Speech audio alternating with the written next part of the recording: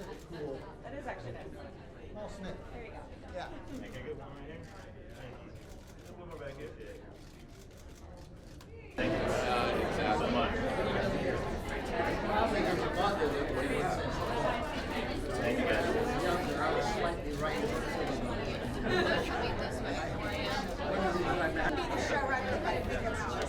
I don't have it. 1, 2, 3.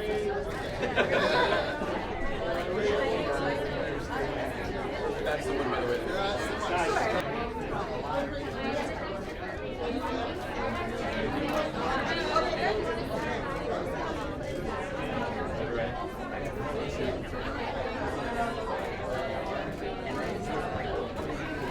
Thank you so much.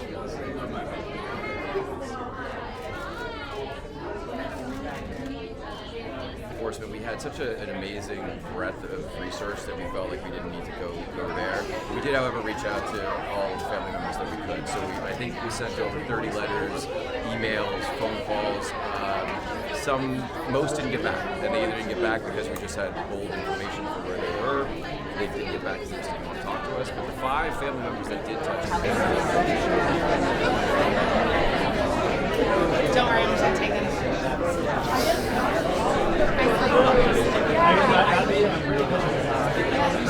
Yeah. What I understood.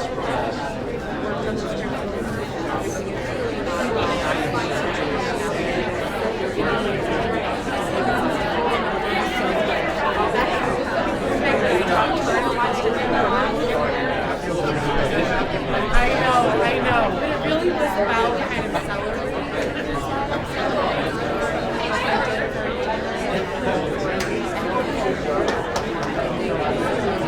Starts.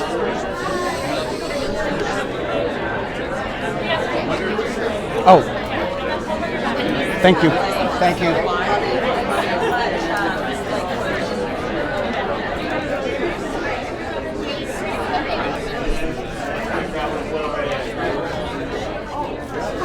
Over here. 1, 2, 3.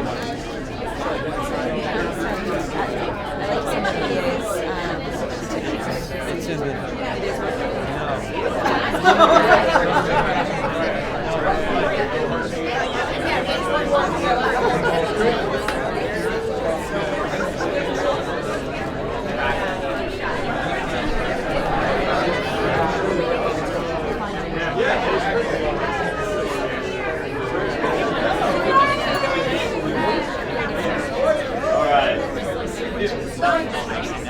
All right, where are we starting? Starting over here? Good? Right over here.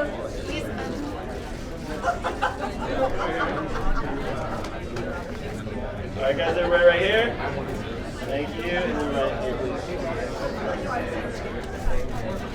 The last one right here. 1, 2, 3. Right here.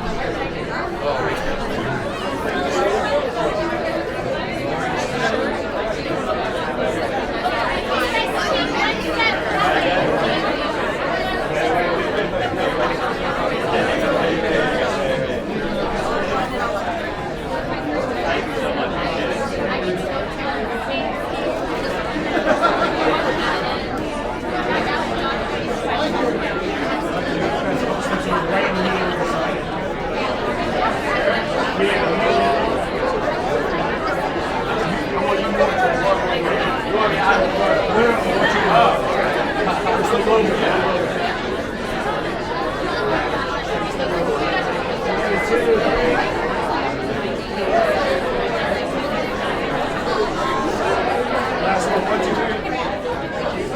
Guys, right here, for 1.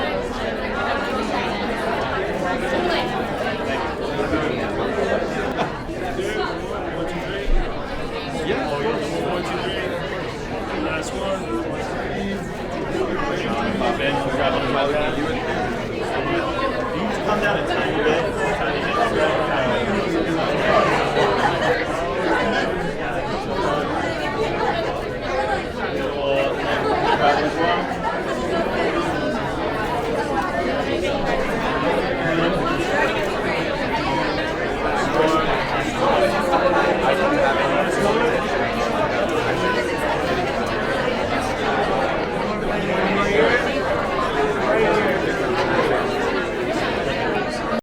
me to the part was all the actors, and especially how an immense amount of credit. how inspired Patrick seemed to be. He came to me, told me that he had written it with me in mind. Had already sent me 3 scripts that were complete and thorough in their inspection and exploration of what the lives, or what we believe to have been, what could have been the lives of these young men and boys. You know, the potential that they all possessed, and how all of that was snuffed out. And I think that focus was important to all of us. You know, it dissipated all the concerns and all the reluctance we may have had to try to revisit this story, this 5-decade-some-odd-year-old case. And also exactly what you described, that Tovar was, after the first episode, we know who did it. Everybody has known who's done it for 50 years. So the important thing was less so of a who done it and more so of a who were they. Who were these young men and boys? Who were the victims? And so his pursuit of that, the real man, and his, not only during the course of his investigation, but also beyond that, he carried that with him throughout his life. Still carries it to this day. Has spoken about this case countless times as a consultant, as a law enforcement consultant, and said in many interviews that he just never let it go. It was important to him to continue to, until all of those young men, till all of their humanity is reclaimed. He's not done. He's got to continue to try to suss out whatever information he can, to turn to DNA evidence, to turn to the advancements in law enforcement technology, whatever has to be done. So I was really, really fascinated with his that crusade that he was on, and I was happy to portray him. He's also from Crystal City, Texas. I'm from Austin, Texas, so there's a lot of kinship there, and I think a lot of relatability for me as an actor playing the character. Well, I guess to answer the second part of your initial question, I think, and it leads into this one, I think we're fascinated with these stories because of the very personal nature to most of them. How I think Andrea Canning said it to me when we were talking to Dateline yesterday. You know, it's kind of a motto for them. It's the marriage, not the murder. It's these motives are often rooted in these really deeply personal emotions that people are feeling for each other. Maybe less so in a kind of serial case where somebody is, especially like John Wayne Gacy, is so seemingly detached from not only his victims but all of humanity, you know. But I think that there is a personal nature to these stories, and a individual personal struggle with the men and women who are tasked of solving these cases that is intriguing to all of us. You know, it could be us. There's an ordinariness. There's a mundanity to the heroism that happens. There's a human element to their shortcomings and their fallibility. So I think it's really about that, and that humanity, or lack thereof, is what we bring to the table with this story and the telling of this story. It's not about the gruesome nature of the crimes. It's only about how this person and all the wreckage he left behind became this catalyst and this crossroad for so many families, so many people who were touched by what happened, what occurred, and how they've all become this really weird, vast, dysfunctional family that all exists tied together by this one thing, this one man. I didn't know anything about Elizabeth before starting. I knew just the most basic details about this story. And Michael Turnus actually called me when this was coming my way, and he told me that she was in many ways our hero because she and her family really helped to stop Gacy. And that was extraordinary to me, to imagine somebody being in this situation and still kind of persisting through that. And it was very inspiring to me, and continued to be throughout the process. This woman is incredibly inspirational. You know, I think honestly, this is a time when we're all feeling a lot of anger and grief at a lot of things in the world. That in itself wasn't hard to tap into. But I will say that I was thinking about this a lot in terms of, you know, keeping the real woman and the real family, and not just their family, but all the families. We were all really keeping them at the front of our minds every second we were on set. I've never experienced something like this where the entire crew and the cast, that we were always talking about the real people involved and really bringing them to the front of our experience. So it didn't feel like it was just for us. It felt like we were sort of trying to serve something bigger than us, which is really special. I mean, I don't know that I would have signed on to be a part of this project if it was presented in a different way. I personally feel like, this moment is so hard for so many of us in the world right now, and I didn't want to add more into this moment in time. And being sort of shown a different way to tell this kind of story, and to feel like we were really restoring maybe some respect and dignity to a lot of these people who their names have been forgotten maybe by a lot of people, and certainly their lives before what happened to them at the end of their life has been lost. And that really felt incredibly like a very deep privilege to be able to do that. And especially when I think about Elizabeth and what she went through in her life, it really felt to spend my time on Earth thinking about her and trying to tell her story about perseverance and courage and dignity felt really restorative to me as well this time. So it was a fine line in order to portray him fully and tell the whole totality of the story. I had to make him somewhat charming and likable to the extent that we understand why these young men and boys would get in his car or take a job at PDM Contractors, his construction company. In the beginning, I very much struggled with that. I didn't want him to seem likable at all.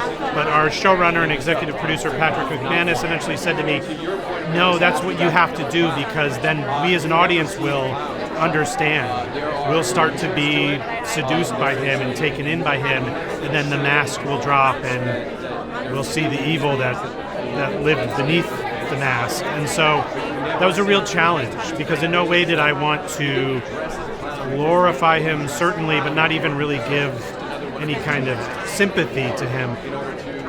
But at the same end, I had to fully embody him. I mean, respect is really at the heart of everything that we did with this show. It started with Patrick McManus, but we all really believed in telling the story and telling it in the way that we did, which was really shining a light on all these victims and these voices that unfortunately went unheard at the time. If we knew their names at all, it was just in relation to being killed by John Gacy. And so, we couldn't cover all 33 of his victims, but we tried to show some aspect of some of them before they ever crossed paths with John Gacy. I think one of the reasons John Gacy got away with what he got away with for so long was that he appeared totally normal, totally friendly. He was the neighbor next door who you'd want to help shovel your driveway after a snowstorm or jumpstart your car when your battery died. And that was this very well-constructed facade, actually. I think he was a master manipulator. And he said it himself. He wore all these masks. He had these multiple personas that he could put on at the drop of a hat. And he was really hiding in plain sight. He was the kind of aw shucks, blue-collared, chubby, son of Polish immigrants, Chicago guy, when really he was anything but that. Look, the long answer is I didn't. I actually turned it down twice. And on the third time that Universal and Peacock came to me, I said, look, I'll do it, but we have to approach it in a very specific way. I said, I want to focus on the families, I want to focus on the police, the lawyers, and the victims. And when I say to you from that moment until this second, they've been supportive of that. They absolutely have, even when I didn't really know what any of that meant. And it wasn't until we got into the writer's room that we figured out these short stories where we got to take a select group of victims and look at their lives when, through the hopes and the dreams and the tragedies and the challenges in their lives that had absolutely nothing to do with John Wayne Gacy, that sort of the door was unlocked and we understood exactly what our North Star was going to be the entire time. And it became, I keep saying to people that I didn't set out to make it special, but it became special. And I don't say that lightly. I think that this is actually going to be an interesting experiment to see when people say they want to focus on victims, to see whether it works for them or not, because I think it's really powerful what everyone's done. The writers, the directors, the actors, they've just done extraordinary work. Sure. I mean, look, the honest, it's a very simple answer. If my initial instinct was to not tell the story because I didn't want to focus on John Wayne Gacy, and not out of some holier-than-thou mentality, just simply, did we really need another story about a serial killer? And in my estimation, the answer to that was no. But if you're going to do it, then you should find a reason to do it. And that just became the reason. And I will tell you that I think that it was a really powerful experience, because I've worked with the same writers for years and years and years and years. And by happenstance, they are predominantly queer. And so much, we had partnered with GLAAD early on, and so much of what we were attempting to do was to carefully tell this story in a way that we would not be equating John Wayne Gacy's evil with homosexuality or queerness, right? But more than that, we were telling these stories of these young boys and young men who were taken far, far too soon and violently. But the way that our writers wrote was coming from a very personal place. And what was sad and tragic for me to realize in the writer's room, even though you can feel it all around you, is that there is a relevancy to this story. Because now more than ever, the same prejudice that drove the police to ignore many of these cases is a prejudice that exists today, and is a prejudice that we have got to face, and we have to realize that it is a degradation of people, a degradation of our society, and ultimately it leads to violence over and over and over again in the history of mankind.